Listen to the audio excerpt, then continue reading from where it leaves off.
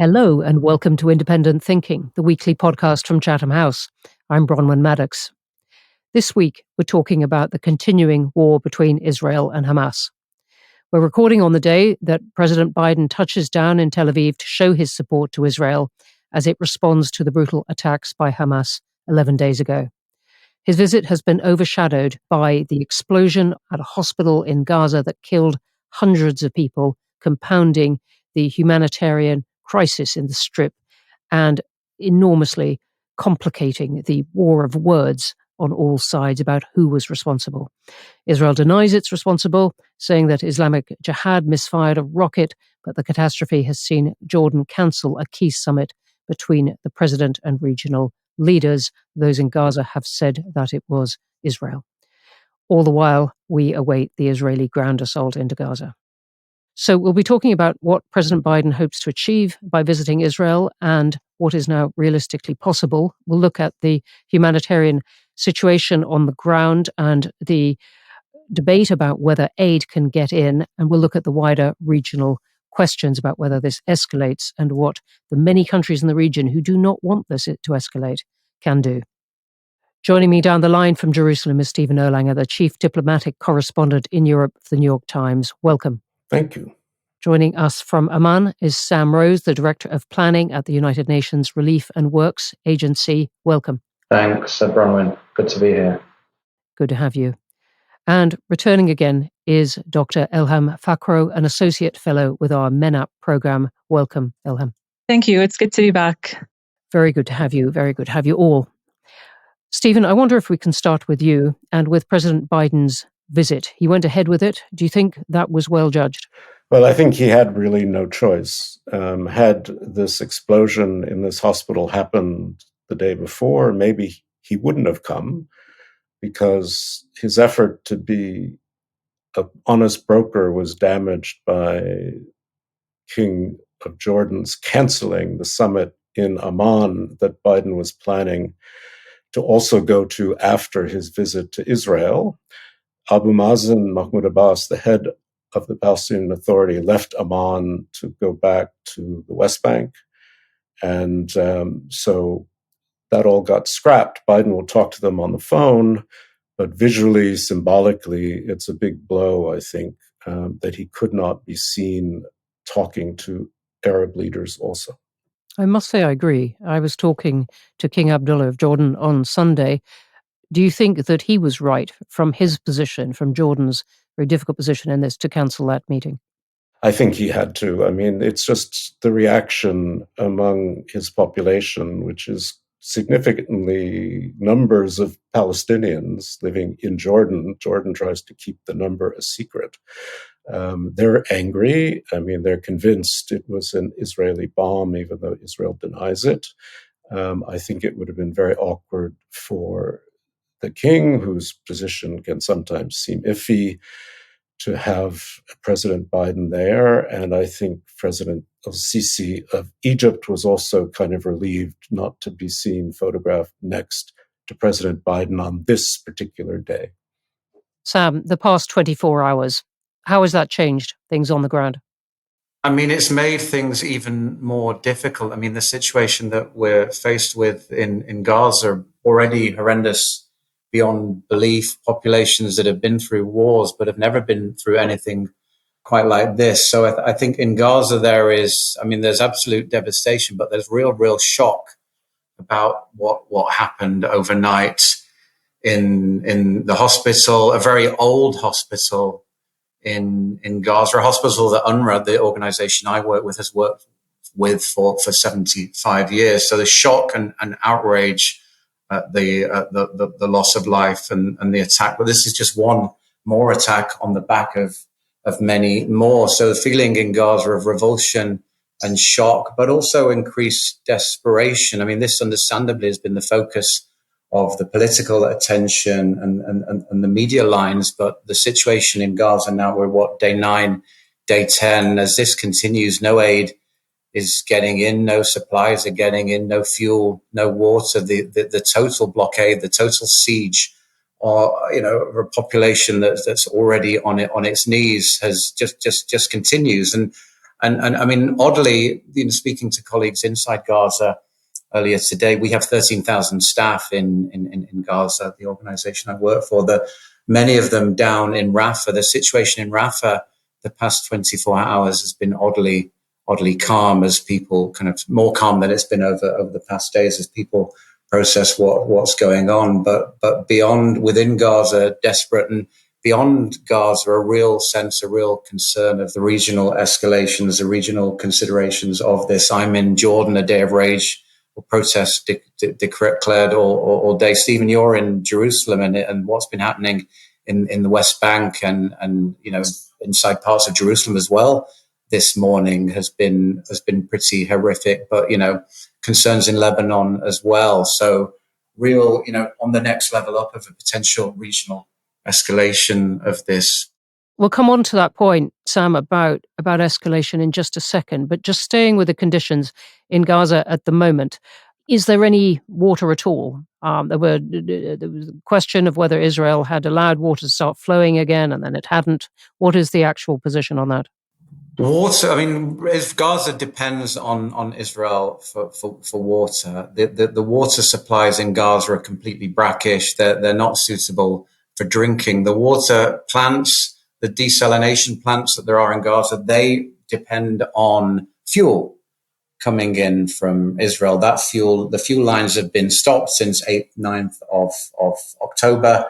Water, there are 3 water pipes that come into Gaza from Israel. One of them ran for, I believe, about 24 hours, but this is only able to provide water for about 100,000 people in parts of Khan Yunis, which is one of the biggest cities inside Gaza.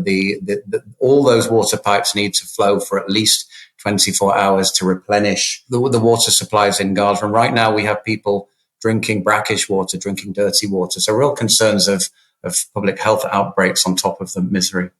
Thank you very much for that. Elham, this question of whether to let in aid and water is one of the most difficult ones for Israel, and it has been holding out, particularly on the aid side, saying among other things, we don't know who the aid would go to, whether it would be seized by terrorists once it got into Gaza, and the upshot being no aid has gone in, though we've all seen the pictures of the trucks lined up by Rafah.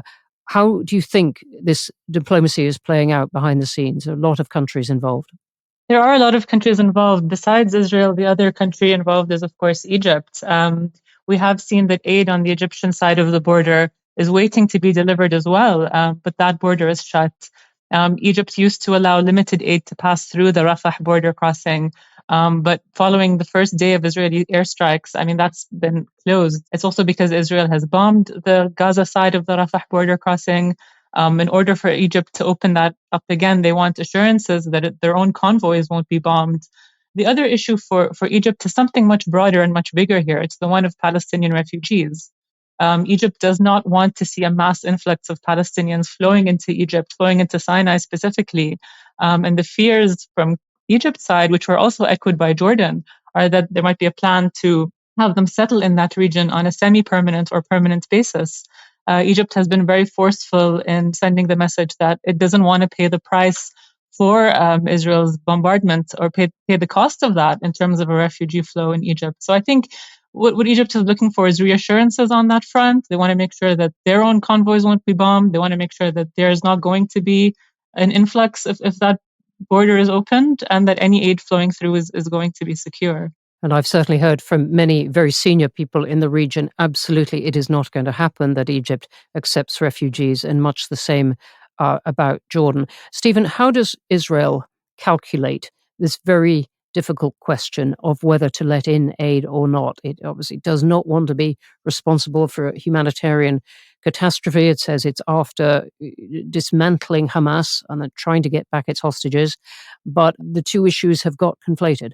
It's a very complicated moral question, but also a strategic question. As Sam says, you need power not just for water, but you need it for sewage. You need it for hospitals. So Israel has said it would provide more water to Khan Yunis area. I'm not sure whether that's true. I hope it's true. The problem on the Egyptian border Sisi doesn't want to let in refugees, but Israelis want to make sure whatever comes in they can inspect because they're afraid it might have weaponry and so on. It is really complicated. One of Biden's big issues here, and Tony Blinken, his Secretary of State, has been working on this too, is to open up some kind of humanitarian corridor. The Americans expected it to be open by now. I think they're a little annoyed with President El-Sisi, to be honest, because they think he's the most problematic person in this equation, partly because he is so very much committed to not having a new group of Palestinian refugees. After all, Anwar Sadat didn't want Gaza. El-Sisi hates Hamas. He hates the Muslim Brotherhood. He's afraid of radicals coming into Egypt. I mean, that's part of his fear, which he also wants to avoid. So it is really complicated. And, the Israelis, I mean, they're so united in a way that Hamas needs to be dismantled, that I think in some ways they are not paying as much attention to humanitarian concerns as even they would normally do. Simply telling masses of people to get out of northern Gaza, isn't a real answer. I mean, it's impossible for many people. It's awkward. I think it makes quite a lot of people very, very uncomfortable. It's not a great excuse. And the ICRC, which is quite neutral normally in these things, has been very clear that this kind of mass movement and the cutting off of water, electricity, etc., is a violation of international humanitarian law. So this is why the Americans are pushing both Israel and Egypt. I don't think it's resolved yet, sadly. No, it isn't. And the Muslim Brotherhood you mentioned, of course, was one of the sort of genesis of Hamas. Could you just take us on a bit, Stephen, into the column you wrote about Qatar and its role in the hostages and how this complicates the Israel's calculations? But you were describing in a way I haven't seen that much of what Qatar is doing behind the scenes, specifically on the hostages. Well, Qatar has been a kind of interlocutor with Hamas and Israel in the way Egypt used to be. Israel has allowed Qataris to send quite a lot of money into Gaza under this old conception that if you kept people going, kept Hamas in place, that somehow it would moderate itself and the worst things wouldn't happen. That notion has been exploded. But the Qataris are talking to both sides. Hamas seems in some ways, sometimes you hear this, sometimes not, to at least be willing to release women, children, and foreigners from this group of hostages. But that hasn't happened yet either. And of course, the longer this goes on, the more delay in any Israeli ground invasion. It's not like they're not bombing Gaza very intensively, much more than I ever remember in the past. So the hostages for Hamas are leverage. And part of Israel's moral problem in its own soul is how much it's willing to sacrifice its own hostages. Normally, it's willing to trade thousands of prisoners for dead Israelis, let alone live ones. So, I mean, this gives you a sense of the way this conflict is simply different from previous ones. Sam, you mentioned the West Bank, and obviously one of the fears of countries in the region, including Jordan, is that this spreads to the West Bank and beyond. And we have seen a lot of violence. It's been eclipsed in the media by what's happening in Gaza itself, but a lot of violence, a lot of Palestinians killed in the past week. What is your assessment of it there? No, as you say, what's happening in the West Bank gets forgotten about and understandably forgotten about. But in a way, this is, it's already been one of the worst years on record in the West Bank in terms of incursions, operations inside refugee camps, in other areas, confrontations with settlers, etc. We've seen 61 Palestinians in the West Bank killed as of yesterday since this started. And in a normal week, this would have been, the highest numbers on record. So that's what's been happening. So this would have been the news otherwise, and almost a complete closure in the West Bank as well. And thousands upon thousands of Palestinian laborers who come into Gaza to work on a daily basis when the Erez border is open, who've been summarily dumped at checkpoints inside the West Bank. So real fears that the situation there could escalate. Elham, what's your thought about the northern border, Israel's northern border with Lebanon? And again, there's been violence and rockets. What is the risk that things escalate there as well? There's good news and bad news on that front. The good news is that we remain in a situation where the initial attack from Hamas was not directly linked to Iran. For all the bloodshed that we've seen, that remains a positive point because it's mitigated the possibility of a broader escalation from the get-go between Israel and Iran, or having the US get involved in that. The bad news, unfortunately, is that the more this goes on, the longer this continues, the more the possibility expands for this to turn into something bigger involving other regional players, whether Hezbollah or beyond that. Hezbollah is the most likely, I would say, next entrant into this conflict. They did declare, I think, a day of anger, I believe, today in response to the bombing of the hospital. There have been low-level reprisals from Hezbollah in the form of rocket attacks, things like that, but nothing that has escalated too much. I think indicating that for now there is no escalation beyond this, but the risk of that really is severe, and the longer this goes on, the more the risk presents itself.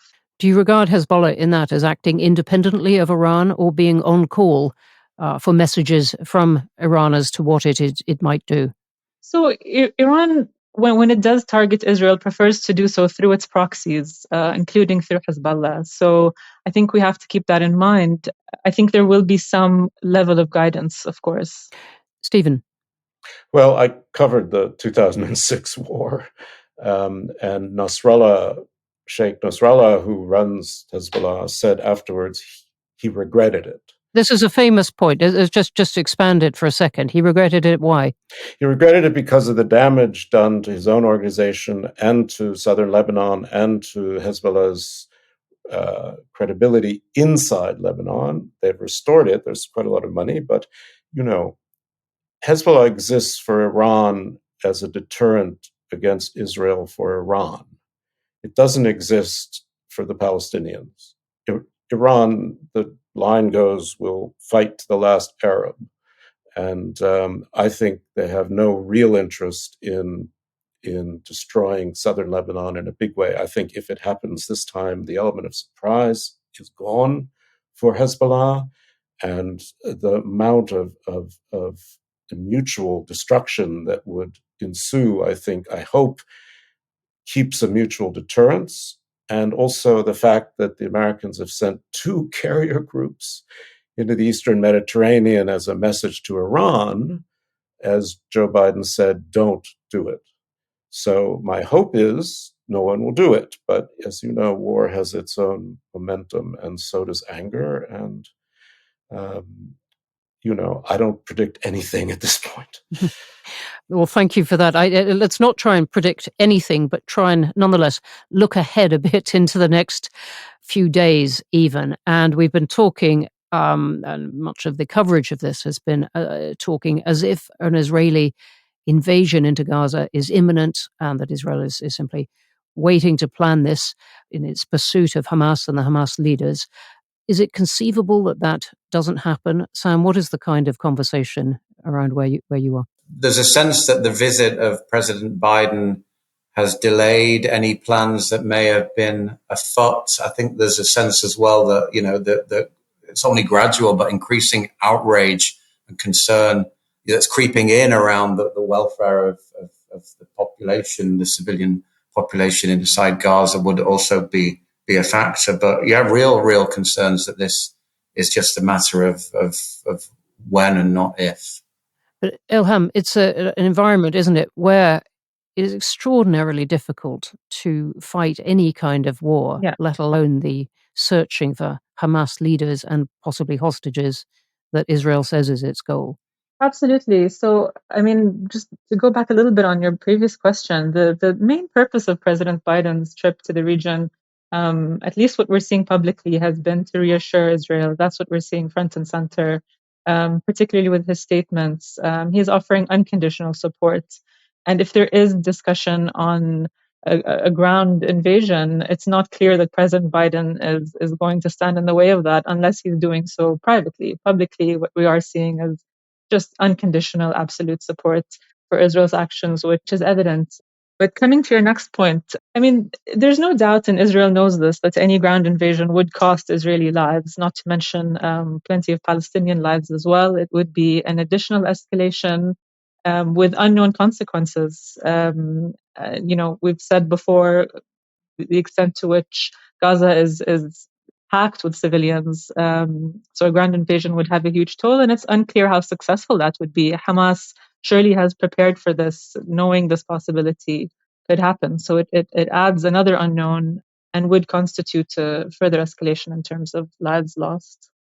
Sam, from your knowledge of Gaza, your very detailed knowledge of Gaza, what would the fighting actually be like? Supposing Israeli forces go in pursuit of these Hamas leaders, presumably with some intelligence guiding that, possibly in pursuit of their hostages.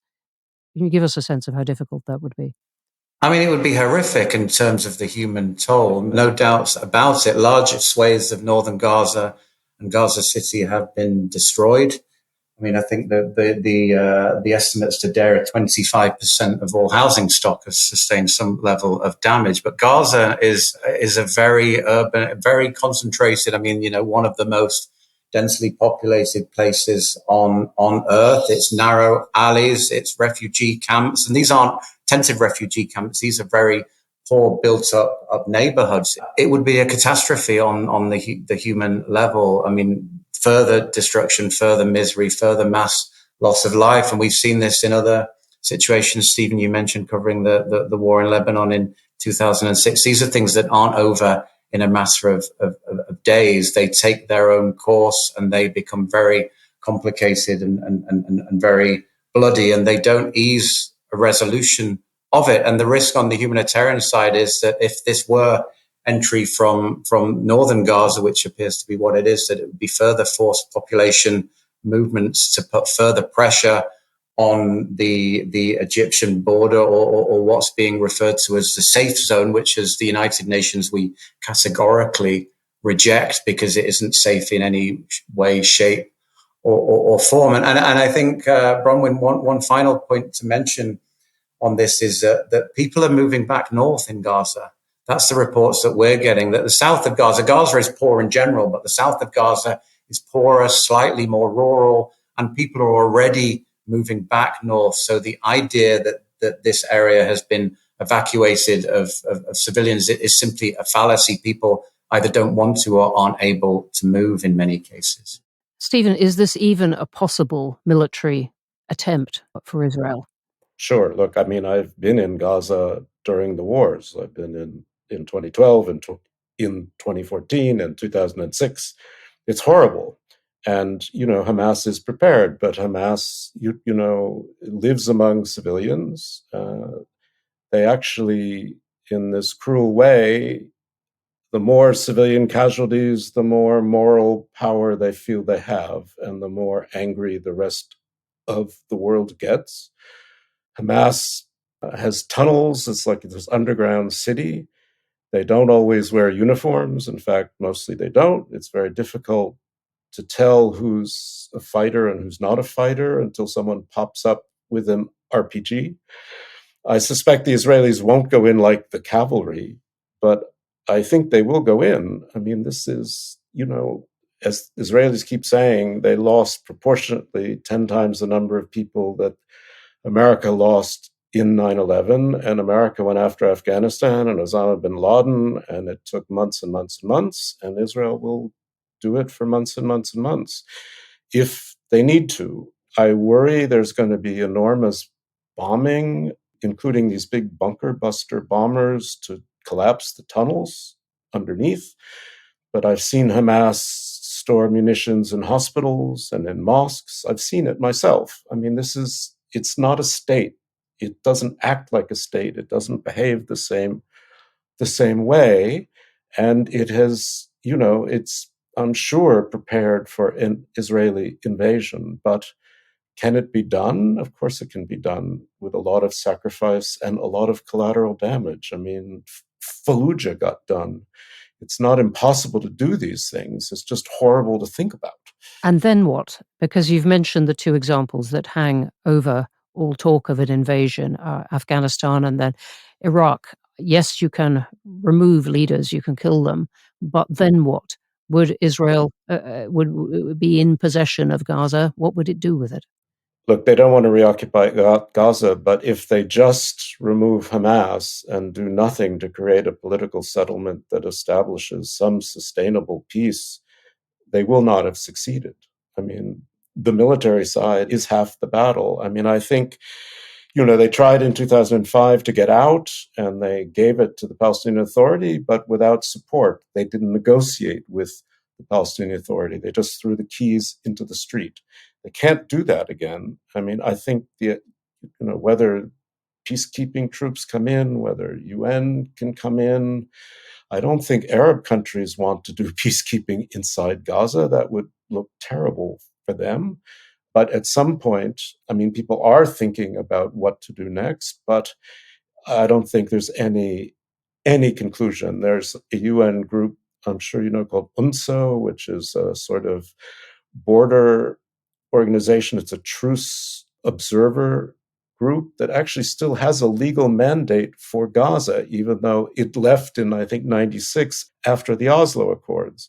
But I mean, there are lots of people thinking about how Gaza could be administered afterwards, not by the Israelis, but by the Palestinian Authority in some form. But I think it would also require a new set of push by the West, by the Saudis, by the Israelis towards some kind of better political settlement for the Palestinians in the West Bank too. I mean, this is a big moment where paradigms are falling apart, and perhaps if the Israeli government falls after this, which is very likely if there's a new government, there really may be some new thinking. That's my hope. It's probably misguided hope, because most hopes are misguided, but that's my hope.